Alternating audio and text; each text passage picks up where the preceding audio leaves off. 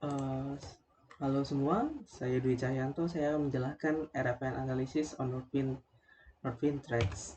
Oke, beberapa poin yang saya akan perkenalkan dulu di sini adalah untuk tahap pertama adalah Introduction, Background, Problem Statement, and Goals.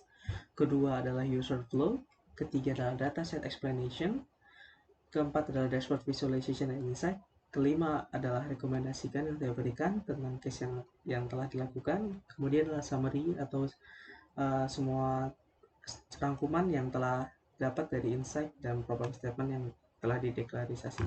Oke, pertama introduction, background, problem statement, and goals. Pertama introduction. Dalam tulisan ini topik yang akan diambil adalah market segregation dan sales dari data set perusahaan Northwind Threads. Northwind Threads sendiri adalah data dataset yang dikeluarkan oleh Microsoft dengan tema perusahaan dalam bidang penjualan impor dan ekspor makanan di seluruh dunia. Dataset ini sering menjadi study case yang bertema antara lain Small Business ERP dengan fitur seperti Customer, Order, Inventory, Purchasing, Supplier, Employee, and Accounting sederhana.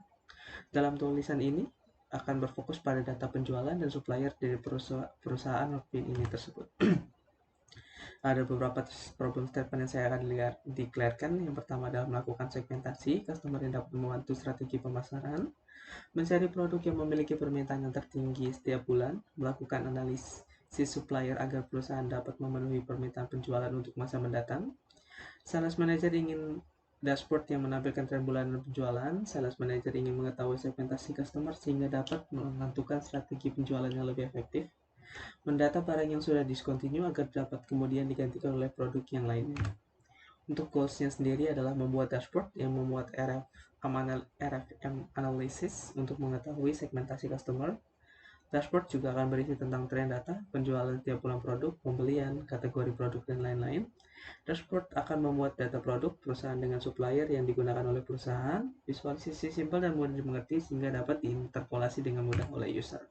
Oke, metrik-metrik yang digunakan adalah analisa resensi, frekuensi, dan monetary value untuk segmentasi customer-nya sendiri.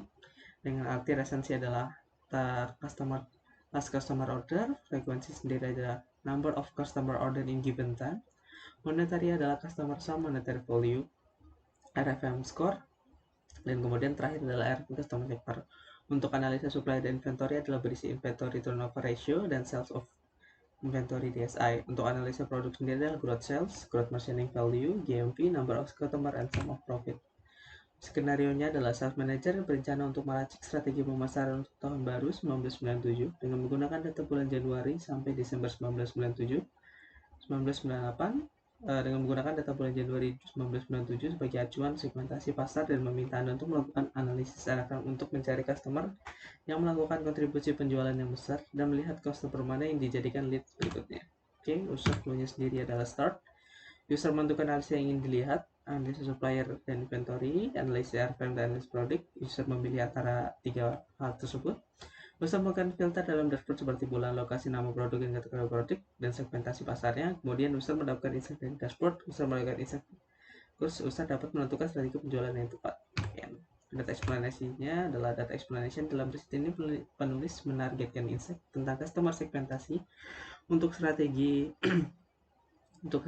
pemasaran perusahaan. Tujuan customer segmentasi adalah melakukan penilaian customer dengan melihat matrik seperti dalam faktor tertentu customer mana yang paling baru melakukan transaksi dalam perusahaan. Selain resensi, customer frekuensi customer juga termasuk dalam matrik segmentasi perusahaan, di mana dalam transaksi perusahaan yang sering melakukan transaksi perusahaan ini berarti customer memiliki moat lebih dibandingkan dengan perusahaan yang lain. Kemudian matrik terakhir adalah jumlah monetary total atau total transaksi yang dilakukan perusahaan. Dengan mempertimbangkan beberapa metrik tersebut, maka data yang dibutuhkan untuk melakukan analisis antara lain adalah identitas customer, identitas supplier, dan juga riwayat transaksi. Dalam RFM analisis ini, sales manager dapat menargetkan strategi perusahaan dengan menggunakan supplier customer yang sudah ditentukan. Oke, dashboard visual insight. Ini adalah dashboard utamanya. Kemudian insight-nya adalah dalam customer yang melakukan transaksi dengan perusahaan dengan segmen royal customer mendominasi 31,82% dari seluruh total customer perusahaan Northwind. Sedangkan segmentasi kedua terbesar adalah customer yang termasuk dalam segmentasi at-risk sebesar 21,59%.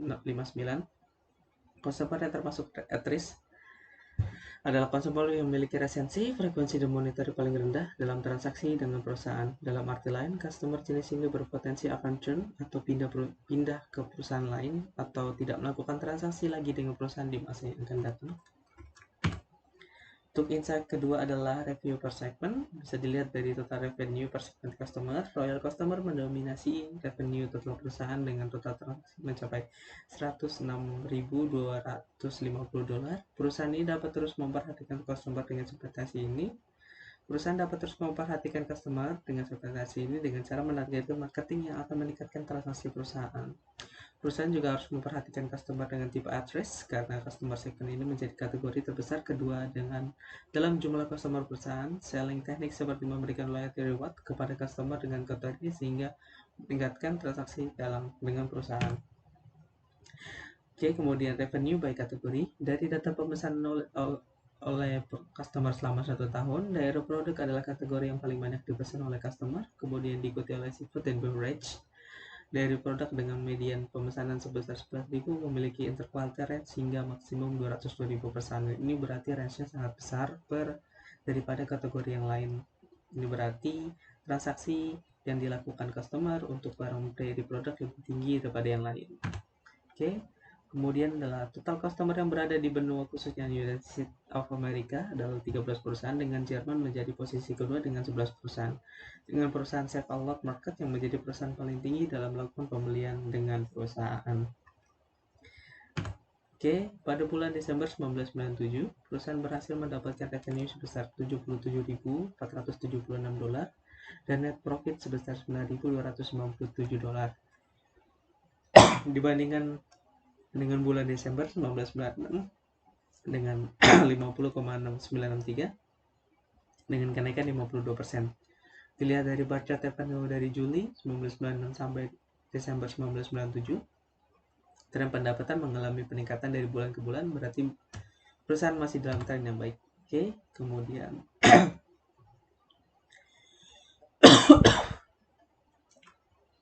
Bridge ada perusahaan dengan katalog produk antara lain beverage, Condim Grand Sale Meat, Poultry and Produce. Penjualan produk Pulsar pada tahun 1907. Pulsar adalah supplier yang menangani beberapa kategori dengan total transaksi hingga $69,326, menjadi perusahaan dengan profitabilitas paling tinggi. Kemudian ada beberapa barang yang sudah discontinue, bisa dilihat di sini. Barang-barang yang sudah discontinue adalah Inner Was, Bird Pasties, Chef Anton Gumbo, dan Rismuton adalah produk yang sudah discontinue. Ini berarti perusahaan sudah tidak melakukan produksi lagi pada produk tersebut. Maka selanjutnya bisa disingkirkan atau langsung dihabiskan saja. Rekomendasi, bila dari tren penjualan, proses strategi marketing pada 1998 dapat dilakukan pada tahun selanjutnya, sehingga ada beberapa rekomendasi yang antara lain: tingkatkan penjualan berarti segmentasi customer dengan kategori address, meningkatkan dan menjaga customer yang akan churn seharusnya lebih rendah di biaya daripada meningkatkan dan menjaga customer yang akan churn seharusnya lebih rendah daripada mencari customer yang baru dengan kategori address sebesar 21%. Meningkatkan budget marketing sesuai dengan segmentasi customer yang menjadi target perusahaan pada tahun ini. Perusahaan dapat mengaplikasikan budget perusahaan dengan menargetkan target perusahaan pada tahun selanjutnya. Misal, bila perusahaan perlu meningkatkan customer baru, maka perusahaan dapat mulai dengan meningkatkan perhatian pada segmentasi dengan kategori new customer dan promising customer. Meningkatkan pengawasan inventory sehingga tidak ada produk yang kosong. Peningkatan pengawasan sehingga tidak ada lagi produk yang sampai kosong pada inventory, karena hal ini dapat mengurangi waktu pengiriman perusahaan kepada customer. Oke, sumurinya kita ulang lagi. Untuk problem jawabannya adalah melakukan segmentasi customer yang dapat membantu strategi pemesanan, mencari produk yang memiliki permintaan yang tinggi setiap bulan, melakukan analisis supaya agar perusahaan dapat memenuhi permintaan penjualan untuk mendatang, membuat dashboard yang menampilkan tren bulan penjualan, menampilkan dashboard yang menampilkan segmentasi customer, kemudian mencari barang-barang yang sudah discontinue. Oke, goalsnya membuat dashboard yang membuat arah menganalisis tentang segmentasi customer, dashboard yang berisi tentang data penjualan produk, pembelian produk, supplier, dan lain-lain. Kemudian dashboard membuat data produk perusahaan dengan supplier yang digunakan oleh perusahaan. Visualisasi, kita mencari visualisasi simple dan mudah dimengerti sehingga dapat diinterpolasi dengan mudah. Oke, insight-nya adalah segmentasi customer terbesar adalah yang termasuk dalam loyal customer. Loyal customer adalah customer dengan revenue terbesar. Data produk adalah kategori produk yang paling banyak diorder oleh customer. USA adalah negara dengan jumlah customer paling banyak.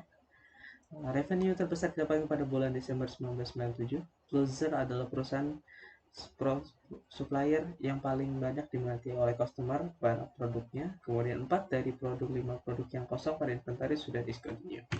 Oke, terima kasih.